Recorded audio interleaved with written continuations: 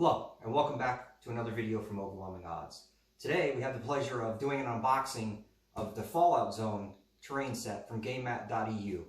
I'm very excited as this is one half of the terrain that's going to be utilized in future battle reports with this Arctic battlefield theme. And I truly want to be able to see how much of the space the terrain takes up and what kind of combinations and layouts we can achieve. So I'll be giving you my initial impressions, and then later on my website you'll be able to go in and I'll be doing a much more detailed analysis, looking at ways to modify and enhance the terrain. I already know I'm going to be doing some nuclear weapon warning signs and placards at a very tiny scale to be able to add that little bit of immersive depth to the terrain. So let's go ahead and get this open and take a look.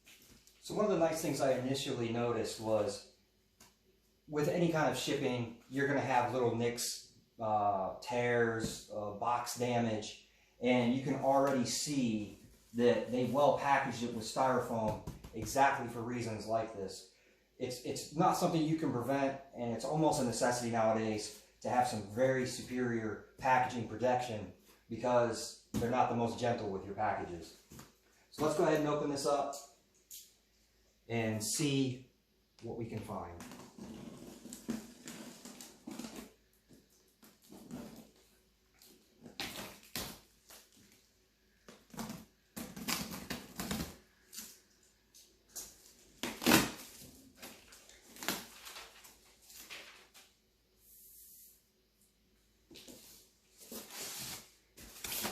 So very well packaged.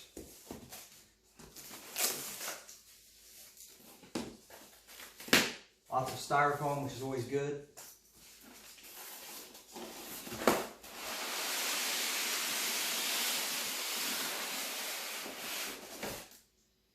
Get this box out of the way.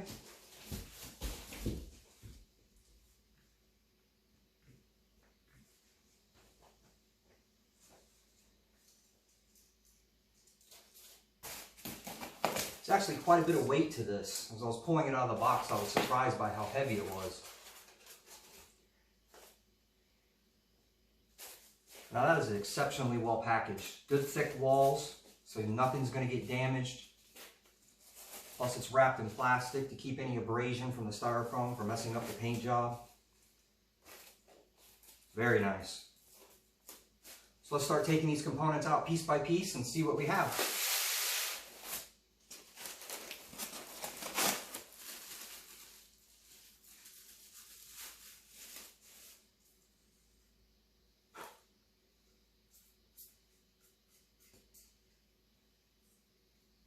So first up, we have these small sections for buildings, and I have noticed that you can combine two of these to make a much larger building, which I really like.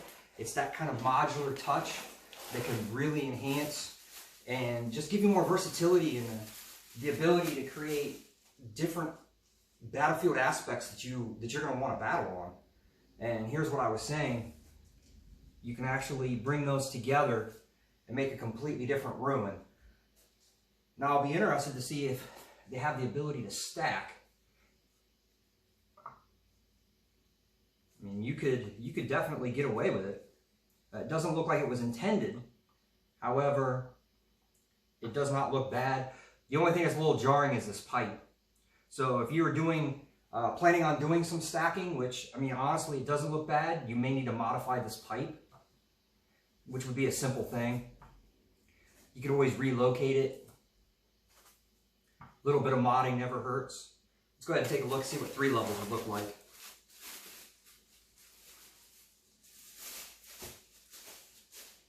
A lot of static.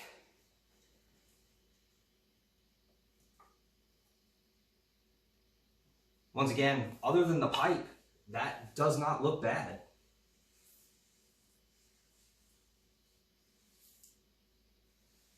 There's a bit of symmetry, which you'd have to break that out more than likely. I mean, for me, it's too much symmetry. I would have to do some tweaks and whatnot just to give it a little bit of diversity between the levels so it doesn't look like the same piece stacked 3 times. But all in all, beautiful pieces. I like the scale and the size, and I really like the fact that you can combine the two and wind up with a much larger ruin. I wonder how that would look, even such like that. It's a lot of versatility there. I mean, a little bit of modding, a little bit of work, going above and beyond obviously what you're paying for. You can get even more out of this terrain easily. You know me, I'm never satisfied. I always want more. Take a look at these next sections. And these are very well built. I do not believe they're hollow. It feels like pure cast resin. They're very, very hefty. You could definitely club a person to death with this. Excellent paint job. As you can see, all the little details have been picked out on the grates, pipes, down on the ventilation cover here. And I like the effect on the concrete where it's been pseudo broken. It's not uniform. It's not, you know, it hasn't been broken in one dimension. You can see it wrap around, has stress cracks. Matter of fact, you should be able to see it here. I like the chips out of the windows, and this is what concrete does. That's what you want to see. And I do like that it has this rebar reinforcement. You know, I love my rebar. Nice ledge around the edge. Because once again, you want to be able to utilize that vertical. And this is interesting. You don't see a lot of terrain that has a ledge on the outside. Normally, you just see the ledges on the inside of the terrain. But that makes a difference sometimes, especially if you play an assault army. And once again, you have maybe some scouts or something here. And normally it can be very prohibitive to even be able to assault them depending on what they have below. This gives you the option to then come up and engage them if you can get within an inch. Well-designed piece, small, but very functional. And I'm willing to bet, yes, you would be able to consolidate and combine pieces to create a different look and give you definitely a different feel for the particular piece that you want. Because now you don't just have a one level, you essentially have a multi-level, because you have your first floor, you have your second level here, which is pseudo 2 inches, 3 inches, then another level. So I like that. It kind of breaks up the height a little bit. And like I said, I like the fact that you can combine the pieces, and it does look good. Rotate in different directions, and you get completely different looks. So I'm definitely going to be doing a article on my website where I basically lay these out in a numerous amount of different layouts and configurations, just to show you how much you can get out of it and the different aesthetic and looks that you get by mixing and matching pieces and potentially doing some things you may not have thought of. So this is the sister piece.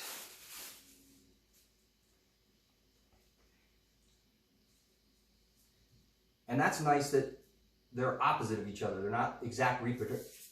Well, yeah, they are. They are actually reproductions of each other. That's nice because by rotating it like this, you get a completely different look and feel.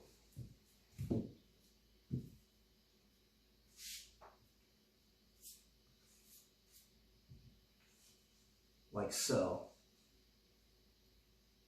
And then, once again, rotating it around.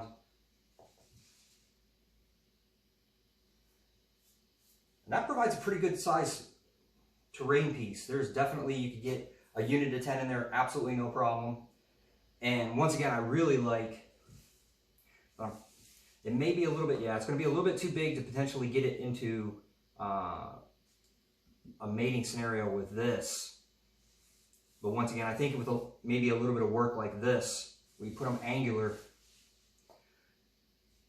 you could probably accomplish. Yeah, I'll have to play with it, see what all can be done, but I'm fairly certain there are different configurations where you can make a much larger terrain piece, which I'm always interested in, because sometimes you want small, scattered, sporadic pieces, and then sometimes you kind of want a central location, almost like a base or a garrison, And it's always nice to be able to have that ability by taking your pieces and consolidating them and mixing them together. As one of the big draws to the Kill Team starter set is if you built them correctly, they were so modular that they were almost like Legos, and they would fit together both by height and going multiple levels, but also by how the way they would interact and the piles would interlock. This is more the same. Being able to have that diversity and ability to move pieces around and create different ruin types is very important to me, because like I said, you can completely change the dynamic and immersive feel of a battlefield depending on how you arrange these. Because using these individually as 3 different pieces and spreading them all out can give you that like really sparse outpost feel. But then if you want a military garrison, you know, they're going to be very tightly packed in, very symmetrical. They're going to have a layout that's very linear, because that's what the military does. And you're going to see something more akin to this, where they're in a very straight line, you know, equidistant spacing. So I'm always looking for terrain that gives me the ability to do that. Let's move on to some of these small scattered terrain pieces, which I'm really excited about. They look absolutely amazing. You have your sandbags, some girders, your drums, weapon crates. And it's these little touches like this that you can use to, you know, once again, not only by themselves, just to give a little piece of cover, use them as defense line. And it looks like there's 6 pieces here, which is perfect, because if that's what you're going to do, you can use it in lieu of a defense line.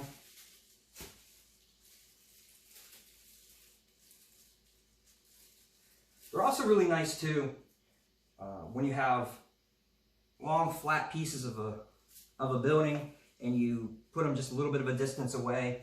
It brings that terrain piece out, can blend it into the mat. So much versatility with small scatter terrain like this. I think I have more scatter terrain than I do have larger terrain pieces, ruins, buildings, bunkers, and such, because it's this little stuff that really creates the battlefield. Because sometimes you don't want to block line of sight, because like I said, I use probably triple the terrain most people do. I really densely pack the battlefield, but at the same time I'm very conscious to make sure I use scatter terrain that's there for the visual and not so much for the tactical or strategic. It's not going to block line of sight. You maybe not get a cover bonus off of it or anything like that, but it just breaks up some of the area of the table where it's just kind of plain, and maybe you have a lot of height and ruins and it's really densely packed maybe on 1/4 or 1/2 of the table, and you kind of want to even it out aesthetically to the eye. So this type of terrain is super invaluable. If you don't have scatter terrain, I highly suggest taking some time, creating just little things, whether it be fences, barricades, little concrete cubes, dragon's teeth, you know, anti-tank, anti-mobility, freedom of movement restricting terrain. It makes such a difference, because it takes the game away from where vehicles are just straight beeline and shoot, to more, okay, I have to really think, do I want to go to the left and circumnavigate this set of ruins, or do I want to go the shorter path, potentially get choked off through a choke point or, you know, obstructing terrain? And those are decisions that really happen in real life. There's, once again, doing mission planning, we would look at so many aspects of best case, worst case, most probable, and least probable. And if you're not creating those types of scenarios within your battles, you're doing yourself an injustice, because, you know, battlefields don't always have highways and the most direct route to get to the enemy. You're not always going to have wide open fields where it's just like shoot everything in sight, duck hunt. You need to create those aspects that you would expect to see in urban combat, and once again in Arctic battlefields, or in if you're talking about canyon fighting or something like that, then you need to create high ground and different elevations and levels, because that's what really happens, and those should be hotly contested. Those should be prized locations for deployments and setting up squads and obtaining line of sight. Those are the things that make a battle amazing. So try to avoid a two-dimensional battlefield as much as possible, because adding that third dimension really helps to create the look and feel and the immersion, and to be quite honest, it creates those absolutely awe-inspiring moments where you're like, wow, if I move up here, I can get line of sight that I couldn't get anywhere else. And then they end up taking somebody off of objective that would have never happened any other way. Those are those pivotal key moments that you kind of want to generate in your battles that will really, really enhance the experience for both players. Because, it's those critical decisions, that critical movement, that critical line of sight that gets you the ability to take care or eliminate a character or take out a unit, or even sometimes, if you have, depending on objectives and stuff like that, it puts you in a position where you're able to either capture an objective or set yourself up for the following turn to be able to win the game. Once again, height, I think, is woefully underutilized and is so important when you're talking about these types of war games, because if you're only playing a two-dimensional battle, you're going to leave too much space open for fire lanes, for range shooting, because you don't have the third dimension to give you that. So you're gonna accommodate that by going, well, I don't want a lot of terrain because then I can't see anything to shoot it. Well, sometimes that's the case in urban combat, and you need that height to be able to get that wide field of view. So once again, I really appreciate and like multi-tier level ruins and height. Even a little bit of height, you would be surprised. Even something like this gets you just enough to be able to see a piece of a model to take it out if it's hiding behind a wall or something like that. So never underestimate height. Let's move on to some of the larger pieces.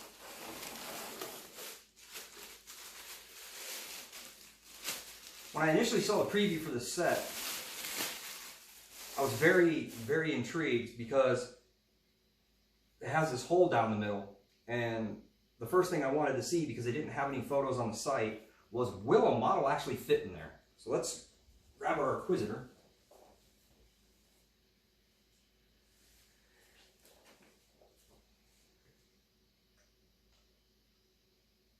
And she will. How amazing is that? This is the kind of narrative elements that I absolutely love, because imagine some Tyranid gaunts or Hormagaunts, any kind of your Griblies just pouring out of a hole like this and spreading out into the battlefield. Gene Stealer Cult, same thing. That's fantastic that fits in there. That's just such an interesting design element. So those are the kind of features I'm looking for in terrain that bring something that you don't find anywhere else. And on the other side, you can see it has a huge open area. And this is nice too, because there's so much line of sight blocking potential here. You put an objective in there and you're really going to have to, make a concerted effort to get in there and strip a unit off.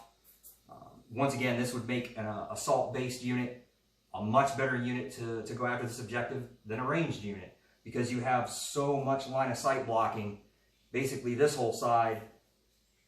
And if you look, let's put a model in here, you're not going to be able to see that Inquisitor. The height is just high enough that that model is not going to be able to be seen. So you're not really getting any line of sight through there unless it was a slightly bigger model. And I'll tell you what, that would be amazing in a game, to see a sniper shot go through a hole and take out a unit behind here. But it has three sides barring this hole if you had a small enough model where you would not be able to see inside of this cavity, making it an ideal location for objectives or holding a location for future turns. Again, I like these. A little bit of line of sight blocking. You have small ledges here, which is nice depending if you have a...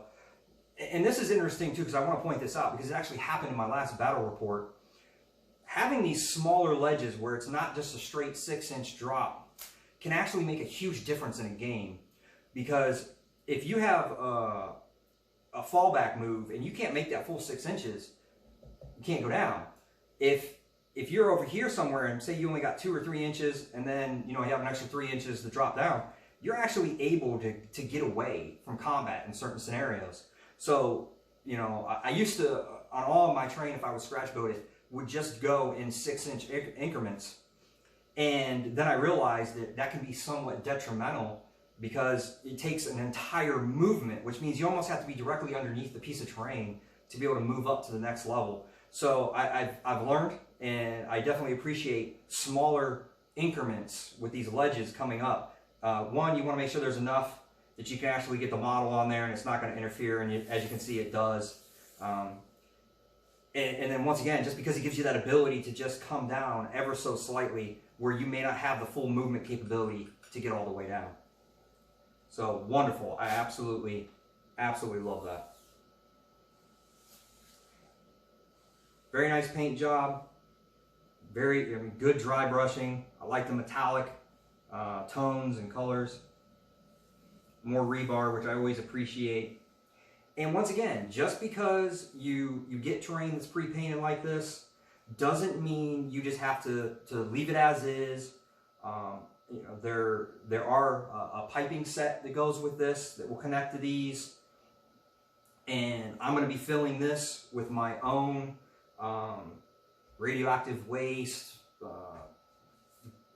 nuclear weapons, byproducts and material, and I'll be showing that here at the end of the video, where I'm going to kind of show you how to enhance and do your terrain very easily, very quickly, to just really enhance beyond what you have and what you see for dollars. It's too simple. So let's go ahead and take a look at the last piece.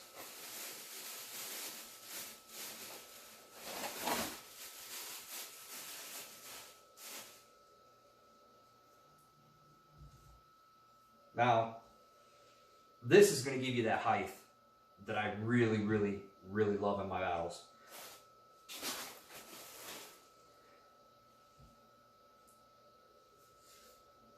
I mean, look at that. You're going to get line of sight that you're not going to get off of the rest of this terrain. And that is so critical, because whether you have snipers or units with heavy weapons, being able to get to a premier location like this and not have to move and worry about, you know, -1 to hit with your heavy weapons. Now granted, that works both ways. If you can see, they can see you. However, a lot of times it's worth it to be able to put your weapons where you need it, and it prevents the enemy from hiding out of your line of sight, and you're able to attack those key priority targets that you know they're going to try to keep from you because they know they're a key priority target. Height is once again so important. Again, I am absolutely ecstatic with these outside ledges. That is absolutely phenomenal. I play a lot of jump pack armies, especially Blood Angels. I live for terrain like this because it allows you to, once again, get into assaults. And you can see that this distance here is less than 1 inch. And that is a key design aspect, because if there's somebody on this side and you have somebody on this side, they're going to be in combat. So if you make that charge and you get up on this ledge, you're in, you're good. Once again, excellent dry brushing, and you can see this metal grate, which is nice. I like rougher surfaces, that way your models aren't falling off every time somebody accidentally bumps it. So those rough surfaces are nice. They go a long way. I always like the pipes coming out of terrain, broken framework. You do have windows, depending on how you play your terrain. If first floor is blocked, then this isn't an issue for you. But if you play normal rules, then once again, these are nice design touches that give you some line of sight looking out of there. Height of the walls are ideal. I mean, that's what you expect to see. Your models are on there, they have line of sight, but they're not exposing, you know, more than 50% of your model. You know, the wall's not just aesthetic, it actually does function. Should you move over to a portion that doesn't have a window. Very nice. Now let's see how this matches up with this. Okay, outstanding. They're exactly the same height, which I like, because now where I wasn't able to do a consolidation with some of the smaller pieces, you absolutely could do a very large terrain piece like this. There's a little bit of color variation here. This one's a little whiter, easily resolved from just simply dry brushing it a little bit darker, non-oils.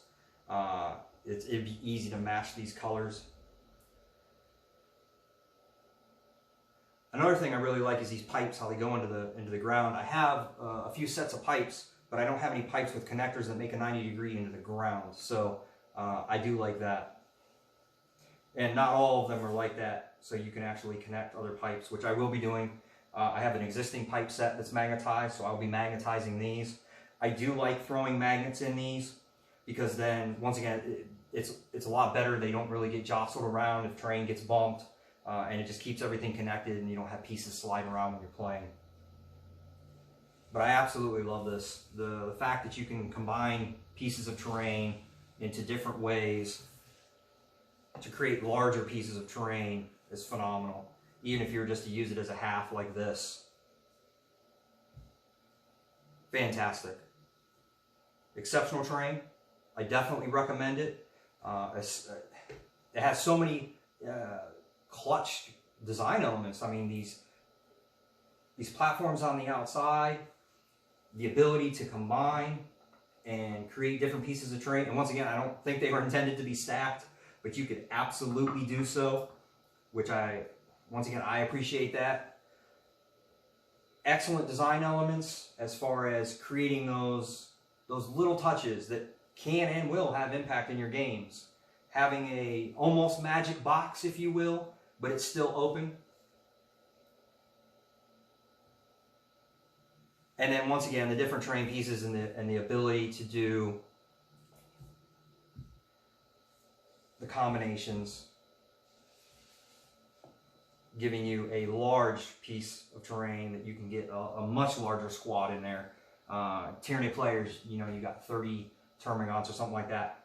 You're probably going to want both pieces. It's going to be very hard for you to get all of your models into maybe a single piece of terrain. And not only that, you may not want to go all the way to the third level to get onto that piece of terrain. So by having a larger piece like this, you can keep more models on the first floor so you're not losing movement. So one of the things I wanted to show is how you can enhance terrain, because I knew that this was painted and everything like that. But as you can see, it does have some depth to it. Looks like about an 1/8 inch, maybe a 1/4 inch of depth going all the way around. And it is sealed, which is nice because you don't have to just use your terrain as is. You can always make simple additions to really help the aesthetics and the look of it. So one thing I wanted to show today was all these different types of slime you can pick up.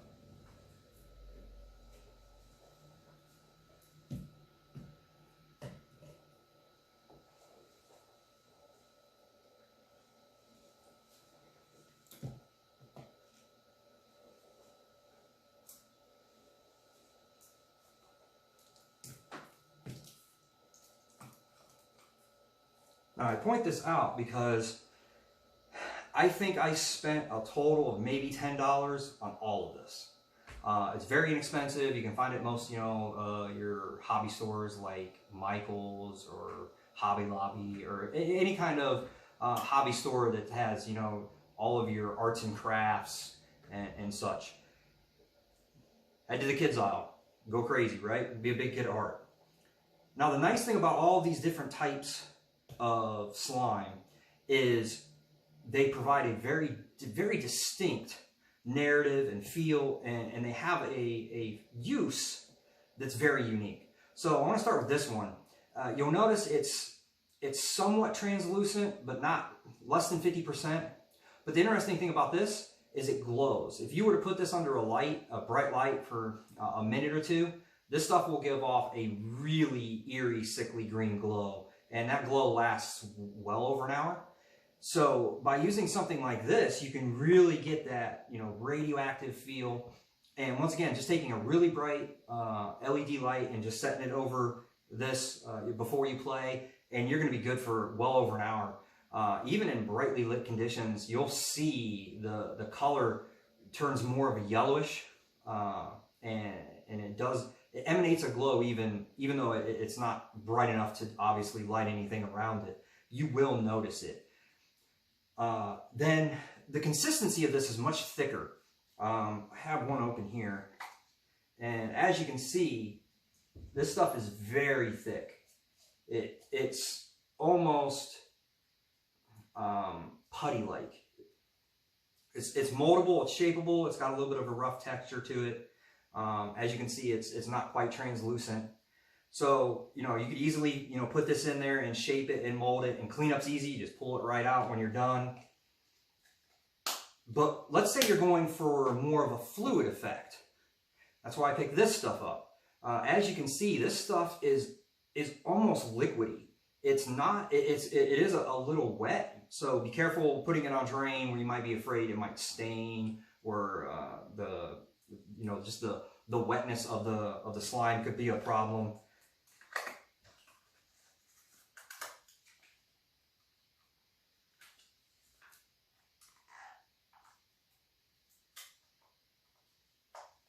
Get this off of here.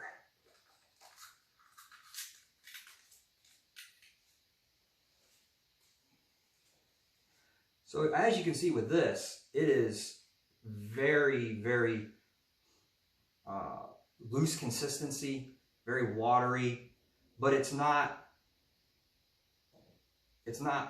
water. It's very viscous, but it does stay together. Look at that. Let's move that over here. There we go. So as you can see, this is nice because with just a little bit of jiggles, it tends to flatten out and have a really smooth sheen surface. So it would be very easy to pour this in here. And this is the one I really wanted to use because I think it'll give the best effect.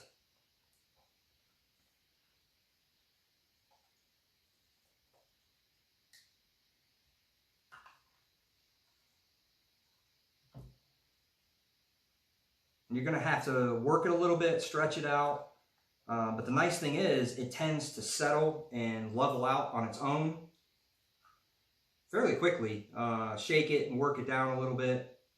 But as long as you get it in there, and it does break fairly easily, so you get a little bit out. It is slippery. There we go.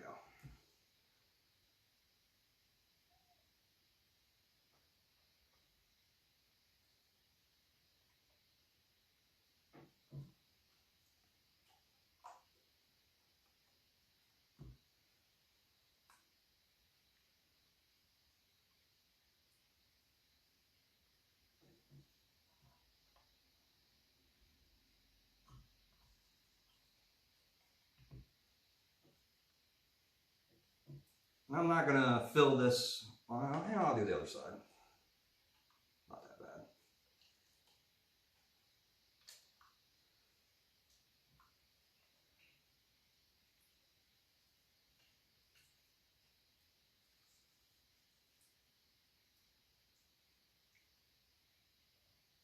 I'm getting styrofoam in it. There we go. And then once again, let me move all this out of the way so you can see. You can already see it starting to up a little bit of a shake, and once again you can level it out. But look at the dramatic difference that you get by using a substance like this. You're no longer relying on the paint to try to give you that look and feel of a liquidy substance. You're actually using something that's appropriate. And once again, cleanup, very easy.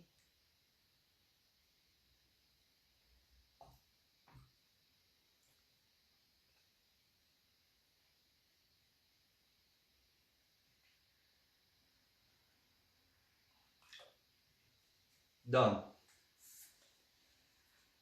So once again, look into these different types of slimes. If you saw my article with the meteorite and I had a biological ooze, I used the red. It looks fantastic.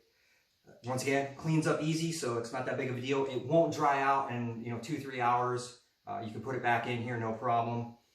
And then I have a Tyranid army that's ice and water based, and I'm planning on doing a battlefield where the planet is in the final stages of being basically digested down into slurry and being taken by the bioships.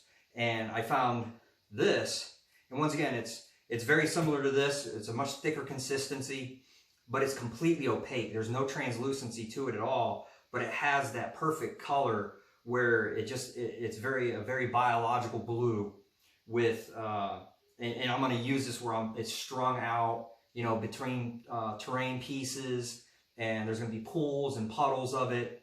And all you have to do is make, tiny little bases for this to sit on because, I probably wouldn't put this slime directly onto a game mat. It probably was going to absorb some of that moisture more than likely, and potentially some of that color. But by taking this, and once again, you can get this stuff for pennies on the dollar, and just take it and stretch it all over a battlefield, and you can really create that alien vibe, and it's fun. Just take 10-15 minutes and stretch it out all over the place, and you can create a battlefield that's so unique. And once again, it takes you 10-15 minutes of your time. Cleanup will be fairly easy, and you can reuse it time and time again. And in an odd chance it dries out or whatever, who cares? It costs you nothing. Just go buy some more. And once again, you're going to be seeing articles on that where I kind of explore what all you can do with it, from coating terrain, stretching it between terrain, seeing just what the limitations are, what you can and can't do with it. Lastly, I wanted to show just the diversity that they have in this kind of stuff. They have a red that's very translucent. It almost looks like glass. It's pretty much transparent all the way through. Same thing with a blue and with an orange, which I definitely want to use for my nuclear weapons facility, because you put LEDs in here and light this up. There's so much you can do, and there's so many viscosities, there's so many color choices, and they're all inexpensive. It's one of those things that's just fun to play with and see what you can accomplish. But what's nice is even taking something like this and just putting little puddles of it on your terrain, to show that maybe it was an acid rain, or there was an explosion on the wastewater pool nearby for the reactor, and it sprayed this liquid all over the battlefield. There are so many different aspects and avenues you can go with this stuff. I really recommend it. Once again, I really want to thank GAMEMAT.EU, not just for the sponsorship. Once again, this terrain is fantastic. I do recommend it. It's well built, it's sturdy, it's heavy. You're not going to see it warp. It has got real weight, real heft. The design elements are fantastic. They've gone that extra mile to give you those little details that are functional, so it's not just something that you're gonna put on your table and it looks nice. You're actually gonna get value out of it, strategically and tactically. And those little touches, like they didn't have to leave this deep channel, but because they did, we can once again use slime and really enhance that terrain. I could put that slime coming out of this main channel, just pack this full and have it oozing out. Well engineered and designed terrain. A big thank you to their artists and the design staff. Making terrain is not easy, and this is very well thought out. The ability to combine, fantastic. I cannot overstate that enough. So I hope you've enjoyed this unboxing video. I will once again be posting an article because it's just easier for me to take my time, lay everything out, do different combinations, and there's a whole other set of terrain that I'll be unboxing and doing the same type of video for, and then I'll be looking at everything holistically. Then we start including the scratch-built and home-built terrain that I have, and this battlefield's going to be massive. It's going to have tons of terrain, lots of versatility, and it'll really sell what I'm trying to accomplish with this whole project. Thank you very much for your time. Expect more videos shortly, and this is Overwhelming Odds signing off.